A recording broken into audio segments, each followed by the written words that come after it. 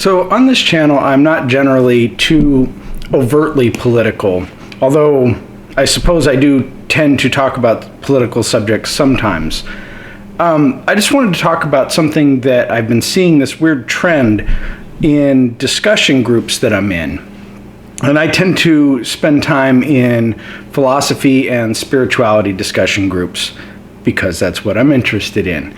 And so these are not generally political groups. There's really no need for it, especially. I mean, maybe in the psychological or the psychology groups, there might be a little bit of discussion of politics, but not in the way that I'm going to get to in a minute here.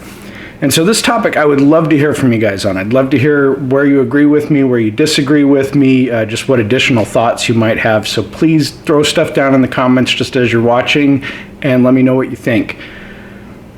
So in the psychology groups, a lot of them are very Jung related, which means there's a lot of talk about the shadow, which you'll understand in a minute is kind of interesting because we say that you project an aspect of yourself onto other people, and usually that's why they make you angry or they upset you in some other way.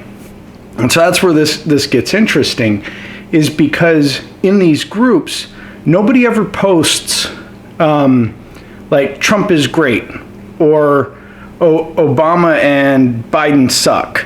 Nobody ever posts that. And what we do see is people posting, how come Trump is such a child? And what's with these idiots that vote for Trump? And so to me, that's really strange because it only seems to go one way. But I do have some guesses as to why. And I'll just come right out with it. I mean, my first one is there seems to be a lower level of impulse control from people who make their decisions based more on emotion. And I see this more with the left than with the right. Their likes, their dislikes, their political decisions, everything seems to be more emotionally driven than logic driven. And so I think when you allow emotion to get into it, you have this tendency to be a little bit more impulsive, to just kind of jump right into something. So that's one of them.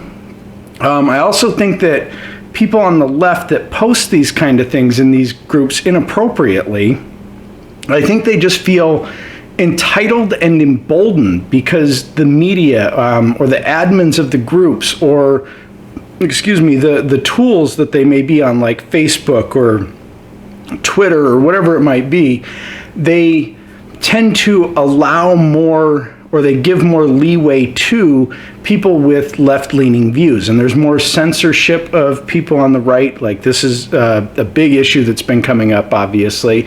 And so I think they just feel they just feel more bold, like they can get away with it, whether it be right or not. It doesn't matter. Like they're just entitled to talk about their politics wherever they want. And so then we also have the issue of TDS, or everyone knows Trump derangement syndrome. And I think what that does is it limits the ability to see from the other side, to see from the side of the people that are a little bit more right. And I don't even mean on the right, I just mean a little more right. So it's like there may be an automatic moral superiority is the way I see it. So kind of that entitled and emboldened thing, but more in the sense of, well, of course I should be able to talk about this here. Isn't this obvious to everyone that he's horrible, or these people that support him are horrible? I mean, don't you know that? So it almost seems shocking to them that these other opinions exist. Like, how did these evil people get into my group on psychology or spirituality? Because everyone knows people who are into psychology and spirituality, they believe this certain way. There's no way they could believe some way different than me. And So I think that's a big block. I think that's just like kind of a shock to their system. Like, how is this even happening? Like, it doesn't even make sense to them because they're in this bubble. They're being protected by all of the media. And my last thought on this has to do with maybe they need more or a maximum amount of input in the form of people liking their post and agreeing with them to maintain this belief that these people or this or the president, that they're horrible people and that they just want to destroy everybody.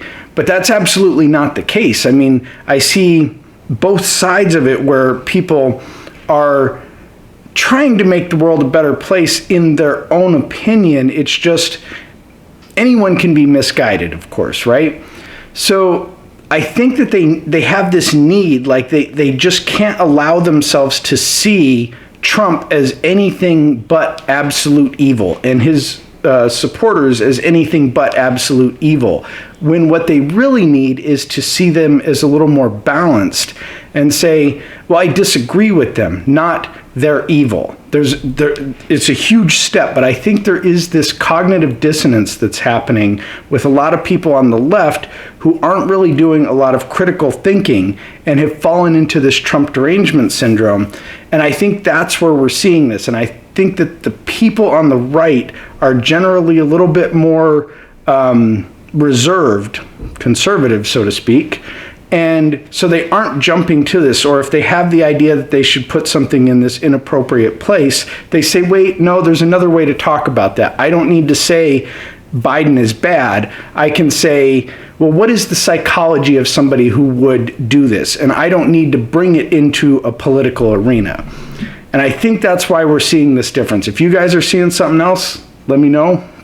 And as always, be sure to like and share this if you found it interesting.